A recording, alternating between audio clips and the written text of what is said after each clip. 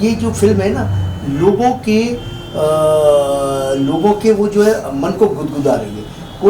कोई उनकी चीज़ है जिसको वो टच कर रही है। वो बंद कर दिया बाथरूम में और फूंका मार दिया। कितनी हृदय बदारक घटना, मतलब कैसे लोग हैं, सालों को कत्ल कर दो, क्या करूँ समझ नहीं आता। तो इन्हीं सब चीज़ों ने हमें प्रेरणा दी इस फिल्म को बनाने की कि एक फिल्म बनाई जाए, और जो थोड़ी बहुत धूल जो छट गई रिश्तों के ऊपर जो पड़ गई है, वक्त की, काम की, काज की, व्यस्तता की, वो थोड़ी सी छट है कि भाई हम बनाएंगे, पब्लिक घुसेगी नहीं घुसेगी, ये है सवाल है, पब्लिक घुसेगी नहीं घुसेगी ये सवाल रहता है। लेकिन भाई एज ए डायरेक्टर कोई नैतिक जिम्मेदारी होती है समाज के प्रति, वो हमने निभाई है। और बस अब मैं पब्लिक से ये कहना चाहता हूँ आप लोगों के माध्यम से कि भाई पब्लिक भी अपनी नैतिक जिम्मेदारी निभाए। Hello sir, so good to see you. काफ़ी अच्छा लग रहा है आपसे बात करके, and congratulation for huge success of Vanvaas. काफ़ी अच्छे कमेंट आ रहे हैं ट्रेलर के बाद, जब हमने कमेंट पढ़े थे वो, उसके बाद अब रिव्यू के कमेंट हम पढ़ रहे हैं, लोगों को बहुत पसंद आ रहा है। अभी तक आपको किस तरह के रिस्पॉन्सेज मिले, प्लीज़ उस बारे में बताएं। आपको कैसी लगी? हमें बहुत अच्छी लगी, हमारे देखने वाले, हमारे फैमिली को भी बहुत अच्छी लगी। बस वही कमेंट आ रहे हैं, लोग ऐसे कमेंट भेज रहे हैं। अभी मेरे को कुछ दतिया से, वहाँ से कोई कमेंट आया जो मैंने भी पोस्ट किया। लोग मतलब हो रहे हैं, लोग इतने वहाँ विभोर हो गए हैं। कल मैं बॉम्बे के थिएटर में गया था और मैंने कहा ऑडियंस के साथ रिएक्शन देखूँ, जो हमने बनाया वो राइट है या रॉन्ग है, पब्लिक क्या रिएक्ट करती है। पब्लिक वैसे ही रिएक्ट करती रही, और जब बाद में पब्लिक को पता लगा मैं, तो तभी वो ऐसे लिपट गए। एक बुजुर्ग आदमी तो आया, एकदम तेज़ी से चल के एकदम सीट पे बैठा था, चौथी पाँचवीं सीट पे गई। उसने मुझे देखा और वो एकदम ऐसे जैसे लोगों को धक्का देता हुआ मेरे पास आया और आके एकदम लिपट गया, एकदम रो पड़ा। तो मतलब ये जो फिल्म है ना, लोगों के वो जो है मन को गुदगुदा रही है। कोई उनकी चीज़ है जिसको वो टच कर रही है। तो 20-22 साल में ऐसी एक पिक्चर आती है, तो बहुत अच्छा रिस्पॉन्स है, बहुत पब्लिक को बहुत पसंद आ रही है, और इससे मान सम्मान प्यार बहुत मिल रहा है। इतने मैसेज, इतने फ़ोन, इतने DM आ रहे हैं कि I am overwhelmed. I must say thanks everyone जो इस पिक्चर को पसंद कर रहे हैं, जो प्यार कर रहे हैं। बस आप लोगों से यही अनुरोध है कि थोड़ी सी ये मेरी पिक्चरों से आप एक्शन एक्सपेक्ट करते हैं, एक्शन नहीं है, पारिवारिक फिल्म है, और इसीलिए थोड़ा सा जरा भर के परिवार को साथ लेके आओ और पिक्चर देखो। सर एक चीज़ जानना चाहिए कि वनवास की शुरुआत कहाँ से हुई, क्योंकि लोगों ने ये स्टोरी काफ़ी देखी कि बच्चे का मेला में खो जाना, पर इसमें कुछ अलग देखने को मिला है, अलग प्यार देखने को मिला है, अलग चीज़ सीखने को मिली है।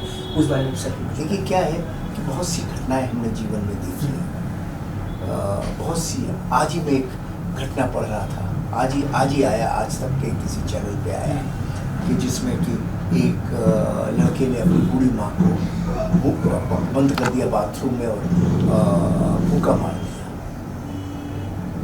कितनी हृदय बदारक घटना, मतलब कैसे लोग हैं, सालों को कत्ल कर दो, क्या करूँ समझ नहीं आता। ऐसी हमने घटना सुनी थी कि एक बार अखबार में खबर पड़ी कि एक बंदा अमेरिका से आया अपनी बीवी के साथ, और उसके पिता की डेथ हो गई थी। वो घर आया, माँ को बोला, माँ साथ चलो। बाप का पैतृक घर बिकवा दिया, पैसे अपने अकाउंट में ले लिए, माँ को लेके एयरपोर्ट पहुँचा और माँ को 2 मिनट बिठाया, बोले हम आते हैं। उसके बाद कभी वापस नहीं आया। तो ऐसी हृदय विदारक घटना घट के कुंभ आ रहा है, लाखों हज़ारों कितने लोग एबेंडेंट हुए बनारस में। तो ये जो सारा दुख है, ये जो सारी चीज़ें मन को पीड़ा देता ही देता है।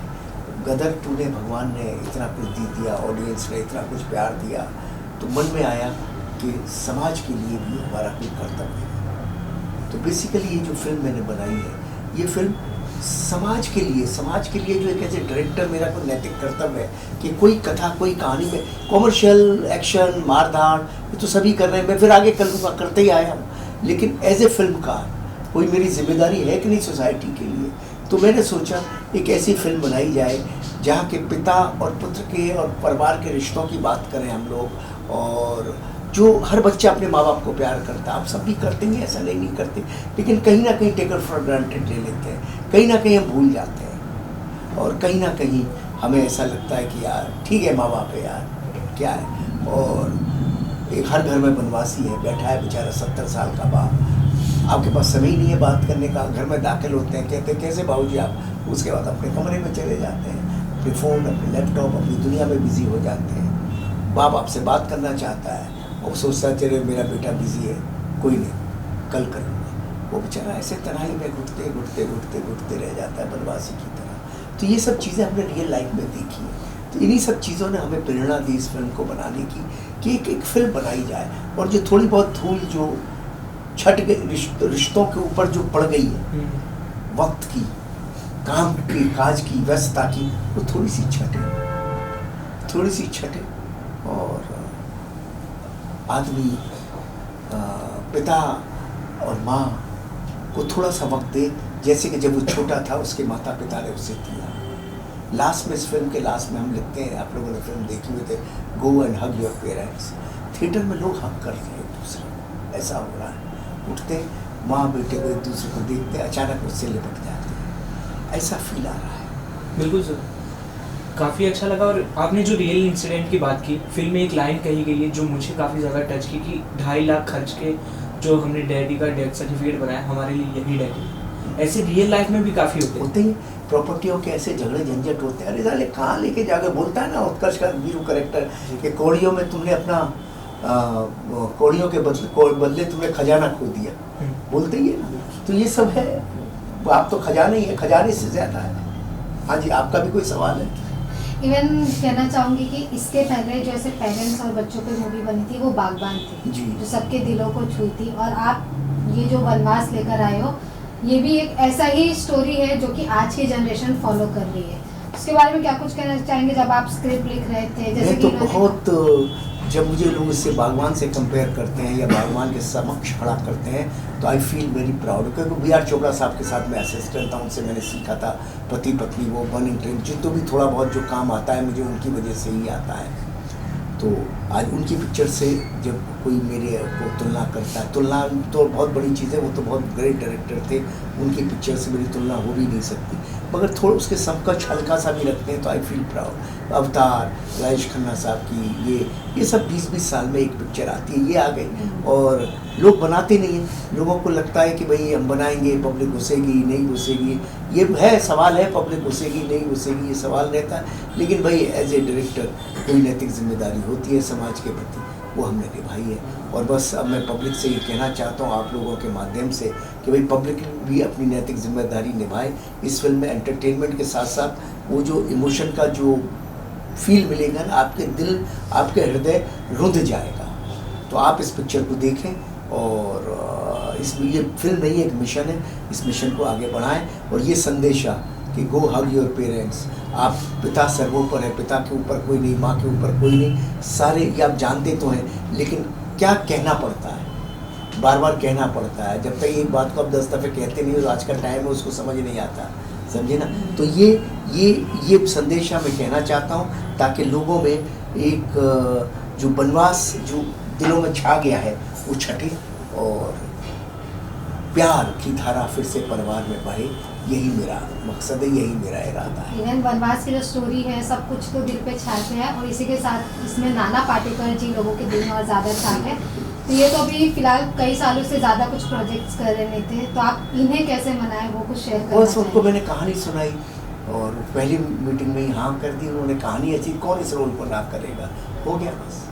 कुछ उनके साथ मेमोरीज बताना चाहेंगे? बहुत सारी मेमोरीज हैं, बहुत मेहनत करते हैं, बहुत काम करते हैं, और रात को पूरा तैयारी कर लेते हैं, सुबह शूटिंग में उनके साथ टाइम नहीं लगता, फिर यूनिट में सबको प्यार से खाना खिलाते हैं, बहुत बड़ा इंसान है। सर, फिल्म को आपने बहुत अच्छा मैसेज दिया है, और काफ़ी लोगों ने सराहा भी है, यंग जनरेशन ने भी, और उनके पेरेंट्स ने भी सराहा है। हाँ, कि ये फिल्म ऐसी बननी चाहिए, और ये हमारे देश के लिए, हमारी संस्कृति के लिए एक बहुत बड़ा मैसेज है, उपदेश है। तो ऐसी फिल्में टैक्स फ्री होना चाहिए, इसके लिए क्या मैसेज देना चाहिए? भाई बिल्कुल होनी चाहिए। अभी तो हमने कहीं कोशिश नहीं की है, लेकिन अब आज सोमवार हुआ है, अब बात करेंगे, देखेंगे, होनी तो चाहिए। ये फिल्म टैक्स फ्री डिजर्व करती है, ये बात तो आप मीडिया को बोलनी चाहिए, मैं क्या बोलूँ। जैसे हमने देखी साबरमती रिपोर्ट्स के लिए एकता कपूर जी, विक्रांत मैसी जी हर जगह, हर सीएम से जाके, प्रधानमंत्री जी से जाके अनुरोध कर रहे थे टैक्स फ्री के। आपकी तरफ से हम आगे क्या देखने को मिलेंगे? अभी मैंने कुछ सोचा नहीं है, आप लोगों ने आइडिया दिया है, मैं भी सोचता हूँ।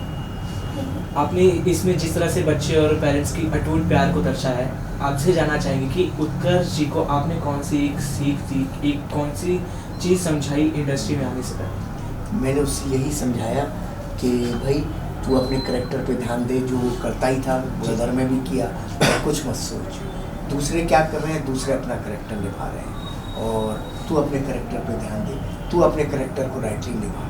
बस यही उसको सिखाया, और यही वो अमेरिका में सीख के आया, और यही वो करता है। इसी के साथ अभी वनवास तो हो गया, लेकिन आगे भी आपके कई सारे प्रोजेक्ट्स आ रहे हैं जिसका लोगों को बेसब्री से वो वनवास के बाद की बात हम जनवरी में करेंगे, ये साल के अंत तक वनवास। लोगों के लिए सरप्राइज कुछ हिंट देना चाहेंगे आप? अभी कुछ नहीं हिंट देंगे, आगे देंगे ना। New year wish. मैं बस अंत में आप सबको नव वर्ष की, आने वाले वर्ष की शुभकामनाएं देना चाहूँगा। 2025 आपका बहुत ही सुंदर रहे, और आप लोग अपने परिवार और अपने माता पिता और अपने बच्चों के साथ ऐसे एकदम गले लगा के रहें, हक दें, बस उनको एकदम चुटा के जकड़ के रहें, इतना प्यार आप लोगों में रहे, बस यही मैं कहना चाहूँगा।